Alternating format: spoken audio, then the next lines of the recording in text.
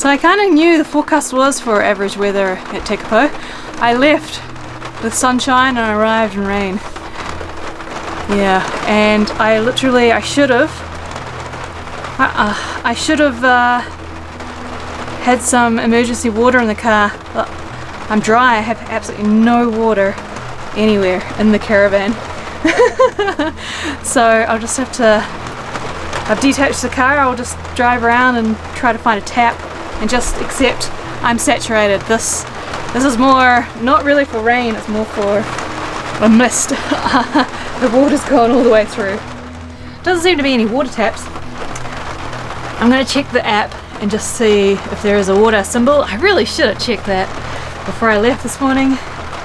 Would have made life a little bit easier. But I did remember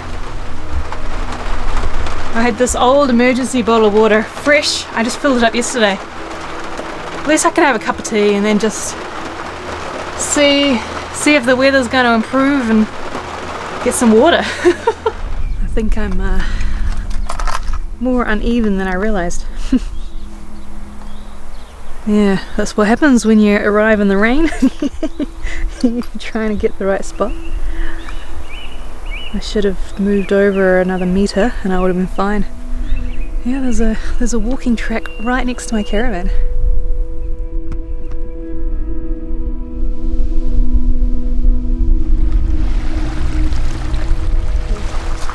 And what do you know, there's a toilet here. I'd say it's 5 minutes away from my caravan. That's convenient. It's about, I think it's about 6:30. Stopped raining. I'm going to go and get some water. There's seriously a lot of rabbits around. I'm going to get out my zoom lens and try to film them from the caravan.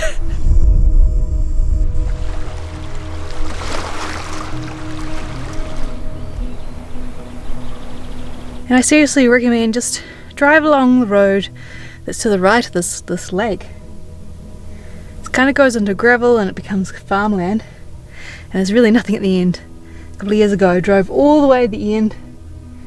Took forever and it just ended up becoming, the road became a river that I couldn't cross, it was just too deep.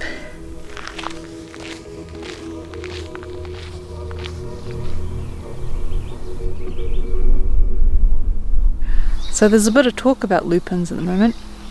They're not actually native to New Zealand and they seem to love New Zealand soil and growing like crazy. They're kind of a weed here, but they're really pretty and the tourists love taking photos with them, and I do too. So I thought I'd share my enjoyment of having hot water in the caravan again. I've been using my shower for the last few days, and now that I've kind of figured out what shower head works best for me, I know it's a whole lot better, and being able to just turn on the hot water and not even have to think about it is just really enjoyable. I hadn't realized how broken it was before, but now my fridge has started playing up again. The campground I was at before, it would go on, but it wasn't actually cold. There was actually a couple of days where it got really muggy. I'm thinking I might need to get one of those computer fans and install it before I head back to the warmer parts of New Zealand. I'm hanging out in the beautiful but cold air sections at the moment.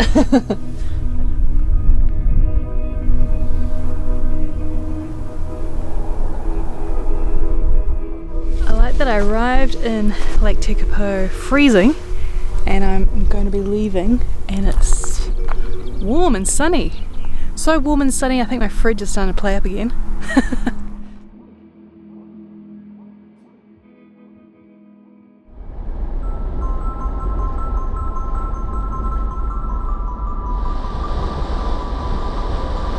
I think I just managed to drive past the campground. I think that's the reason I've never noticed it before, is it's hidden behind a scenic flights company. So luckily there seems to be enough room right here to kind of do a U-ey with the caravan and head back.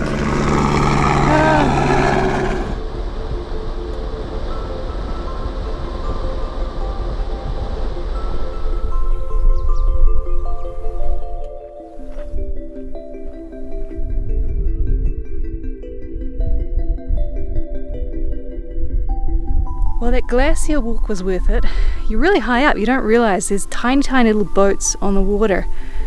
There was a very, very grumpy teenager that came up and moaned that there was just a lake, there was no ice, but her dad shared the fact that in the 80s the glacier used to reach the water, but now it's been pushed back so you can just see a tiny bit around the corner.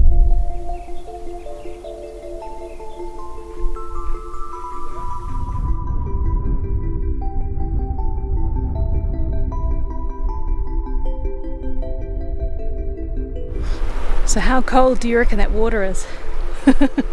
Shall I stick my hand in? That's fresh.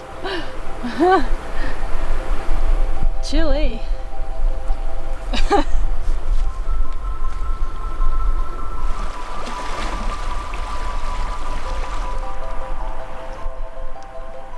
I'm happy with that explore. One tip is, this is around dinner time. I think I'm going to get back to my caravan around 7:38, and there's just less people here.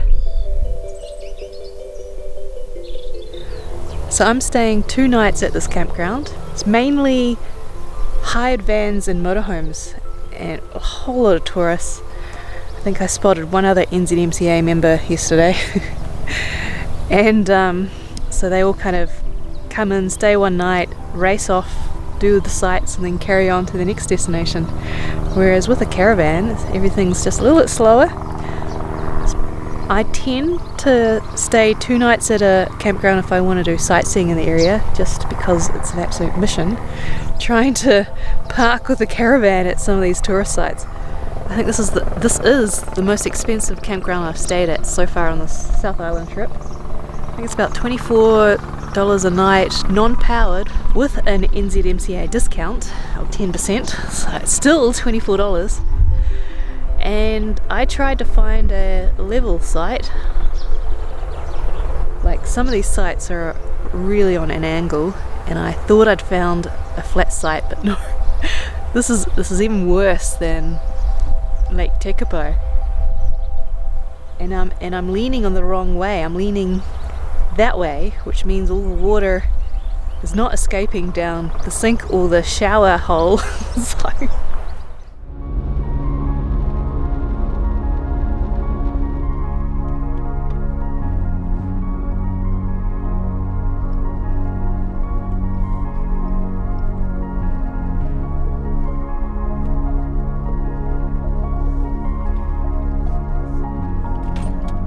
So I knew it would be busy today. That's the advantage of going around dinner time. You actually have easy parking. I had to do 2 loops, and I've kind of just wedged myself in the side on the grass. Like, there's no other room.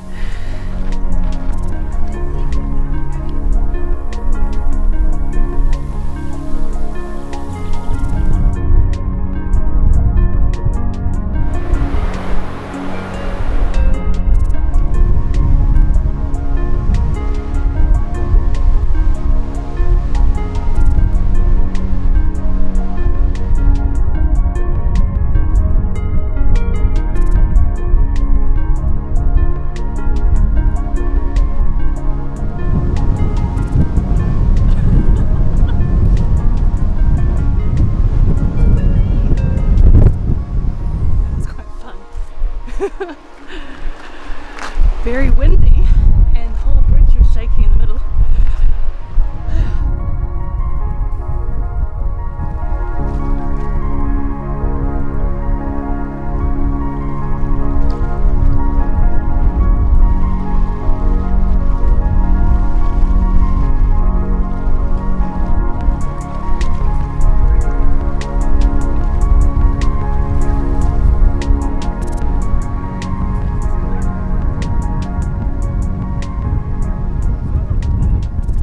Well, I definitely feel sunburned and wind-chapped and a bit tired and hungry, but that was so worth it. That was...